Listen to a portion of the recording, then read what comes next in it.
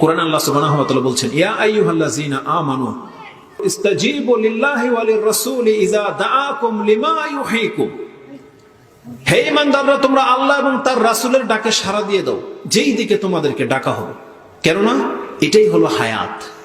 Lima ইউহয়িকুম, আল্লাহ এবং তার রাসূল তোমাদেরকে যেই দিকে ডাকে এটাতেই পরিপূর্ণ জীবন রয়েছে, এটাই তোমাদের উত্তম জীবন ব্যবস্থা।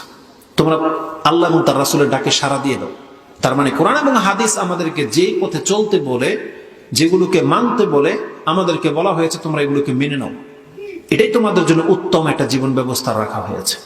তাহলে আমাদেরকে এই কথাগুলো মানতে হবে।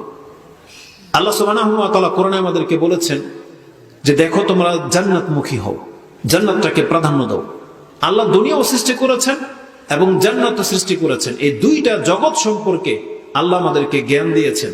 এই দুনিয়া তো আমরা চোখে দেখতে পাই, আর জান্নাতের কথাটা আমাদেরকে কানে শুনিয়ে দেওয়া হয়েছে। দেখেন দুইটা জিনিস, এক আপনার দৃষ্টিশক্তি, আর এক হচ্ছে আপনার শ্রবণ শক্তি। আপনার দৃষ্টিশক্তির চেয়ে বেশি প্রাধান্য দিতে হবে আপনার শ্রবণ শক্তিকে, কারণ আল্লাহকে আমরা দেখিনি, শুনেছি। আল্লাহ আছেন এটা শুনেছি, দেখিনি। আপনি যদি এখন ওই বস্তুবাদীর মতো চোখকে প্রাধান্য দেন, আপনার দৃষ্টিশক্তিকে প্রাধান্য দেন যে না দুনিয়া দেখে গেছি, দুনিয়ার ছাড়বো না, কিন্তু আপনার শ্রবণ শক্তি আপনাকে বিদ্যা দিয়ে দেওয়া হয়েছে যে একটা জান্নাত রয়েছে, যে জান্নাতের নেয়ামত দুনিয়ার সমস্ত কিছু থেকে শ্রেষ্ঠ। এটা জাস্ট আমাদের কানে এই শ্রবণ শক্তির মাধ্যমে আমাদেরকে দেওয়া হয়েছে। আমাদেরকে দৃষ্টিশক্তির উপরে এই শ্রবণ শক্তিকে প্রাধান্য দিতে হবে। রেজাল্ট কি হবে? যেদিন আমরা মৃত্যুর সময় আসবে, আল্লাহ আমাদের চোখের ক্ষমতাটাকে বাড়িয়ে দিবেন, পর্দাটাকে সরিয়ে দিবেন, এবং পরকাল যে সত্য, কান এতদিন যা শুনতো সেগুলো চোখ স্পষ্ট দেখতে পাবে।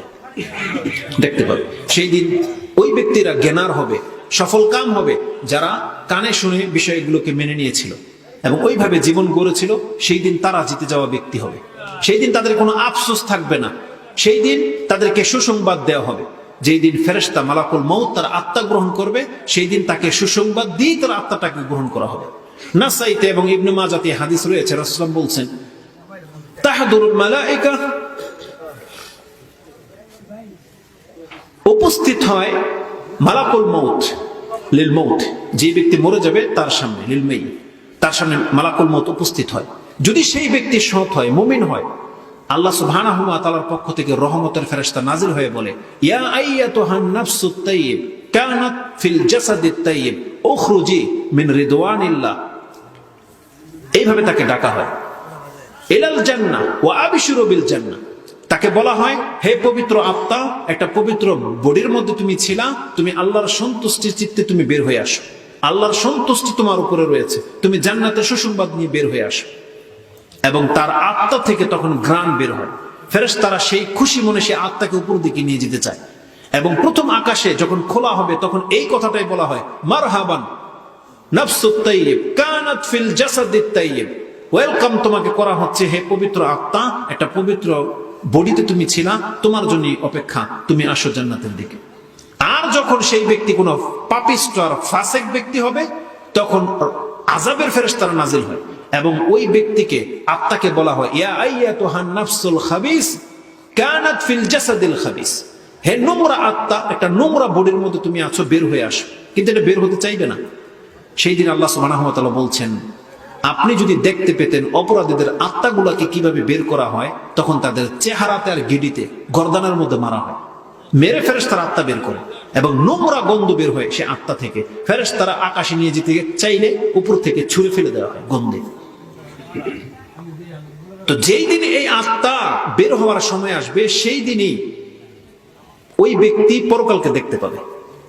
চমৎকার একটা আয়াত রয়েছে, যে আয়াতটি আপনি সূরা আল কিয়ামা 75 নম্বর সূরাতে পেয়ে যাবেন, 20-এর পরে গিয়ে, যেখানে আছে ওয়ালতাফাতিস সাকু বিসাক ইলা রাব্বিকা ইয়াউমা ইযিনিল মাসাক। এই আয়াতের তাফসীর আপনি দেখে নেন।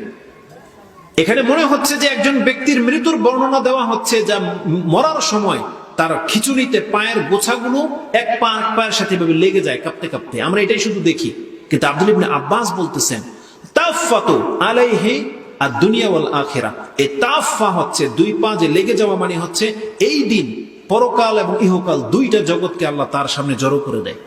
সে দুইটা জগৎ দেখতে পায়, যে আমি এখন দুনিয়া থেকে এই যে পরকালে পাড়ি দিচ্ছি, দুইটা জগৎ তার কাছে উন্মুক্ত হয়ে যায়। তার চোখ থেকে পর্দা সরিয়ে দেওয়া হয়। আরেকটা বর্ণনা আসছে, হাযা ইয়াউমুন আখিরা মিনাদ দুনিয়া, দুনিয়ার শেষ দিন, ওয়া আউয়ালু ইয়াউমিন মিন আইয়ামিল আখিরা, আর এটা হচ্ছে পরকালের প্রথম দিন। এইজন্য আল্লাহ বলছে যে তাফাতুস সাকু বিসাক, দুইটা দিনকে একসাথে আল্লাহ জড়ো করে দেয়। এই ব্যক্তি ছাড়া কেউ দেখতে পায় না, সে ফেরেশতাদেরকে দেখতে পায়।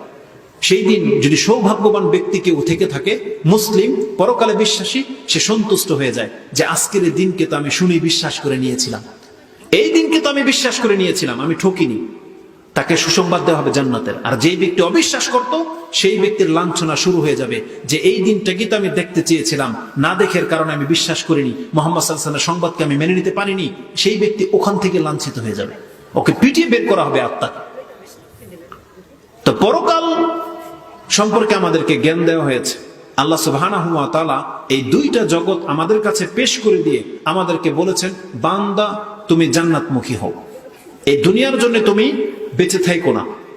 কোরআনের বহু জায়গায় আল্লাহ সুবহানাহু ওয়া তাআলা এটা বলেছেন। একটা আয়াত তো পড়েছি প্রথমে, সূরা আলে ইমরান 3 নম্বর সূরার 132 নম্বর আয়াতে রয়েছে, 32, 33, 34 এই আয়াতগুলোতে জান্নাতের কথা রয়েছে। ঠিক ওই একই আয়াত সূরা হাদিদ 57 নম্বর সূরার 20 নম্বর পেয়ে যাবেন, 20 এবং 21 নম্বরে। তাতে কি আছে? আল্লাহ সুবহানাহু ওয়া তাআলা বলেছেন, ওয়াসারিউ ইলা মাগফিরাতিম মির রাব্বিকুম ওয়া জান্নাতিন আরদুহাস সামাওয়াতু ওয়াল আরদ উইদ্দাত লিল মুত্তাকিন। আল্লাহ বলছেন, তোমরা প্রতিযোগিতা করো, দৌড় দাও আল্লাহর ক্ষমার দিকে এবং ওই জান্নাতের দিকে, যেই জান্নাতের প্রশস্ততা হচ্ছে আকাশ এবং জমির সমান। তার মানে একজন ব্যক্তিকে আল্লাহ এত বিশাল এক জান্নাত বাগান দেবে যার প্রশস্ততা হচ্ছে একটা পৃথিবীর সমান, পৃথিবীর সমান। এই আয়াতে তো একটা জান্নাতের কথা আছে, তাই না? একটা জান্নাতের কথা যার প্রশস্ততা হচ্ছে কাআরদিস সামাওয়াতু ওয়াল আরদ, বরং 7 আকাশ 7 জমির সমান। হাদিদের মধ্যে 21 নম্বর আয়াতে এই কথাটাই আছে, ওখানে সাবিকু আছে যে তোমরা প্রতিযোগিতা করো আল্লাহর ক্ষমা এবং সেই জান্নাতের দিকে, যে জান্নাতের প্রশস্ততা হচ্ছে আকাশ এবং জমির সমান। আর হাদিসে কি আছে? এই মর্মে যদি একটা হাদিস আপনি ইমাম মুসলিম থেকে নিয়ে নেন, 353 নম্বর হাদিস, আবু হুরায়রা রাদিয়াল্লাহু তাআলা আনহু সম্ভবত তার বর্ণনাকারী, রাসূলুল্লাহ সাল্লাল্লাহু আলাইহি সাল্লাম বলছেন, মুসা আলাইহিস সালাম তিনি তার রবকে জিজ্ঞাসা করেছিলেন, সাআলা মুসা রাব্বাহু মা আদনা আহলিল জান্নাতি মানজিলাতান। তিনি তার রবকে বলেছিলেন, আল্লাহ আপনি বলেন তো দেখি জান্নাতের সর্বনিম্ন যে ব্যক্তিটা হবে, সবচেয়ে অভাবী জান্নাতি, কম দামি জান্নাতি, তার মর্যাদাটা কি, কতটা সে পাবে? সুবহানাল্লাহ। রাসূলুল্লাহ সাল্লাল্লাহু আলাইহি ওয়াসাল্লাম বলছেন যে আল্লাহ সুবহানাহু ওয়া তাআলা মুসা আলাইহিস সালামকে জানালেন, হুয়া রাজুলুন ইয়াজিউ বাদা মা ইয়াদখুলুল জান্নাতাল জান্নাহ। সব জান্নাতীরা জান্নাতে চলে যাবে, যার যার জায়গা যা ছিল দখল করে নেবে। একটা ব্যক্তি যে বাকি থাকবে সর্বশেষ, ওকে জাহান্নাম থেকে উঠিয়ে জান্নাত দেওয়া হবে। এই ব্যক্তিকে বলা হবে উদখুলিল জান্নাহ, তুমি জান্নাতে প্রবেশ করো। সেই ব্যক্তি বলবে, ওয়া কাইফা, হে রব কিভাবে এটা হতে পারে? প্রত্যেক ব্যক্তি জান্নাতে ঢুকে গেছে, ওয়া আখযাতিহিম, প্রত্যেকে যার যার যে প্রাপ্য আছে সে প্রাপ্য নিয়ে তো বসে গেছে, আমার জন্য তো কিছুই রাখা হয়নি, কি হবে জান্নাতে ঢুকে? আল্লাহ বলবে, আরাদিত, তুমি কি সন্তুষ্ট হবে? আনতাকুনা মিসলু মালিকি মুলুকি মিন মুলুকিদ দুনিয়া, তুমি কি এতে সন্তুষ্ট হও যে আজকে তোমাকে পৃথিবীর যে মালিকগুলো রয়েছিল, রাজারা ছিল, তার একটা রাজত্বের মালিক যদি আজকে আমি তোমাকে করে দিই, তুমি কি সন্তুষ্ট হবে? সেই ব্যক্তি বলবে, রাদিতু ইয়া রাব, আল্লাহ এতটা পেয়ে গেলে আমি সন্তুষ্ট। সেই ব্যক্তিকে বলা হবে, যালিকা লাকা, এটা তোমার জন্য, ওয়া মিসলাহু ওয়া মিসলাহু ওয়া মিসলাহু ওয়া মিসলাহু ওয়া মিসলাহু, যখন 5 বার বলা হবে, খামিসাতান ইলা খামিসাতান, সেই ব্যক্তি ইয়াকুল, সেই ব্যক্তি বলবে, রাদিতু ইয়া রাব, আল্লাহ আমি তোমার উপর সন্তুষ্ট। 5টা মালিকত্ব তাকে দেওয়া হবে, পৃথিবীর মুলুকিয়াত যেগুলো রাজত্ব আছে, এরকম 5টা রাজত্ব। যখন সেই ব্যক্তি সন্তুষ্ট হয়ে বলবে, আল্লাহ আমি রাজি, আল্লাহ বলবে, হাযা লাকা ওয়া হাযা লাকা ওয়া আশরাতু আমসালিহা, বরং এটা তোমার জন্য, আর আমি আল্লাহ আমার পক্ষ থেকে আরো 10 গুণ তোমাকে দেওয়া হবে। তার মানে সর্বনিম্ন জান্নাতে তাকে বলা হয়েছে 10টা পৃথিবীর সমান মালিক করে দেওয়া হবে, 10টা পৃথিবী। এটা হচ্ছে একেবারে সর্বনিম্ন জান্নাতের। আল্লাহ সেই জান্নাতের দিকে আমাদেরকে ডেকেছেন, ওয়াসারিউ, তোমরা এই জান্নাতের দিকে দৌড় দাও। কিন্তু আমাদের কর্ম দেখে কি মনে হয় আমরা জান্নাতের কর্মে লিপ্ত? আল্লাহ যে বলেছেন তুমি প্রতিযোগিতা করো, দৌড় দাও, প্রতিযোগিতা কি দিয়ে হয়? যখন প্রতিযোগিতাটা হচ্ছে জান্নাতের প্রতিযোগিতা, এটা কি আপনার ক্ষমতা দিয়ে হবে, পয়সা দিয়ে হবে? সন্তান সন্ততি যার বেশি সে জান্নাতে আগে যাবে এমনটা বলা হয়েছে? যার জায়গা সম্পত্তি বেশি সে যাবে জান্নাতে? কিসের প্রতিযোগিতা তাহলে? যেহেতু জান্নাতের ব্যাপার ঈমান এবং আমল, আল্লাহকে সন্তুষ্ট করে দেওয়ার মতো কর্মের প্রতিযোগিতা।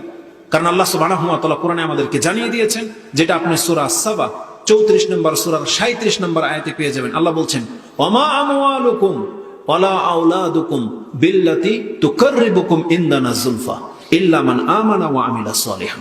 আল্লাহ বলছেন, বান্দা তোমার সম্পদ আর তোমার সন্তান আল্লাহর নিকটে করে দেওয়ার মতন সাবাব নয়। এগুলো ওই বস্তু নয় যেটা তোমাকে তোমার রব পর্যন্ত পৌঁছে দিতে পারে, তোমার রবের নিকটে এনে দিতে পারে। তোমার সন্তান আর সম্পত্তি এটা মাপকাঠি নয়, বরং ইল্লা মান আমানা ওয়া আমিলা সলিহান, একমাত্র ঈমান এবং সৎ কাজই পারে তোমার রবের নিকটে তোমাকে করে দিতে। তাহলে জান্নাতের প্রতিযোগিতা মানে হচ্ছে আপনার সৎ কাজ দিয়ে প্রতিযোগিতা। আজকে সেই জান্নাতের কদর, জান্নাতের ভালোবাসা আমাদের অন্তরে নাই। কিন্তু সাহাবায়ে কেরামরা যখন জান্নাতের কথা শুনতেন, জানেন তাদের মেন্টালিটি কি? সুবহানাল্লাহ। দুই একটা হাদিস বলি, যেহেতু আগেই বলেছি সময় লম্বা হয়ে যাওয়ার আগে আপনার ধারণ ক্ষমতা যতটুকু আছে অতটুকু আমাকে দিতে হবে। বুখারী এবং মুসলিম থেকে একটা হাদিস নিয়ে নেন। এই কথাগুলো আমার কাছে খুব প্রিয়, খুব ভালো লাগে আমার কাছে। আল্লাহ যেন আমাদের উপরে এটা আমল করার তৌফিক দান করে।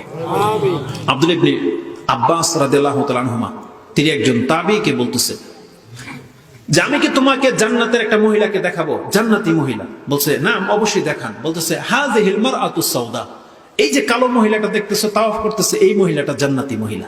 এটা লম্বা কালো মহিলা ছিল। ঘটনা কি তার? আতাত নবী সাল্লাল্লাহু আলাইহি সাল্লাম পুরো একদিন রাসূল সাল্লাল্লাহু আলাইহি ওয়াসাল্লামের কাছে এসেছিলেন এবং বললেন, ইয়া রাসূলুল্লাহ, ইন্নী আসরাউ ওয়া ইন্নী আতাকাশশাফু ফাদউল্লাহ আলী। ইয়া রাসূলুল্লাহ, আমার তো মৃগী ব্যারাম আর আমার কাপড় খুলে যায়। আপনি জানেন মৃগী ব্যারাম যাদের আছে তাদের কষ্টটা কি? আপনি অনেকে দেখেছেন না? মৃগী ব্যারাম কাঁপতে কাঁপতে জমিনে পড়ে যায়, ময়লাতে নেমে যায়, কাপড় টাপড় কোনো হাল থাকে না। মৃগী ব্যারাম একটা মহিলা এসে বলতেছে, আর সহ্য হয় না, আপনি আল্লাহর কাছে দোয়া করেন, ফাদউল্লাহ আলী। কেন? যাতে করে আমার রোগটা ভালো হয়ে যায়। মহিলা কিন্তু কালো, আর আরব কালো, নিগ্রু কালো তো কেমন হয় এটা জানেন। সেই মহিলা যখন এইভাবে রাসূল সাল্লাল্লাহু আলাইহি ওয়াসাল্লামের কাছে দোয়া চেয়েছে, তিনি বলতেছেন, ইন শি'তি সাবারতি ওয়ালাকিল জান্নাহ ওয়া ইন শি'তি আদউল্লাহ লাকি আই ইউআফিয়াকি। তোমার জন্য একটা অপশন হচ্ছে, তুমি যদি চাও এই রোগ নিয়ে ধৈর্য ধারণ করবে, তাহলে তোমার জন্য একটা সুসংবাদ হচ্ছে তোমাকে এর বিনিময়ে আল্লাহ জান্নাত দেবে। আর তুমি যদি চাও আমি তোমার জন্য এখন দোয়া করে দেব, তাহলে আল্লাহ তোমার রোগকে মুক্ত করে দেবে। এই মহিলা যখন শুনেছে যে এই রোগ নিয়ে যদি আমি ধৈর্য ধারণ করতে পারি তাহলে আমার জন্য জান্নাত, সেই কথা বলেনি যে আমি ধৈর্য ধারণ করব, সে বলছে কালাত আসবিরু, আমি ধৈর্য ধারণ করে নিলাম। সে মহিলা বলতেছে, যেহেতু আমার এই রোগের মাধ্যমে আমার জান্নাত নির্ধারণ রয়েছে, সে আর রিপিট কোনো কথা বলেনি, বলছে আসবিরু ইয়া রাসূলুল্লাহ, আমি ধৈর্য ধারণ করে নিলাম। তার মানে জান্নাত তাদের কাছে কতটা প্রিয় ছিল, তার মৃগীর ব্যারাম সে সহ্য করে নেবে। সে বলছে আমি জান্নাত দরকার, বলছে আমি ধৈর্য ধারণ করে নিলাম ইয়া রাসূলুল্লাহ, দোয়া করতে হবে না।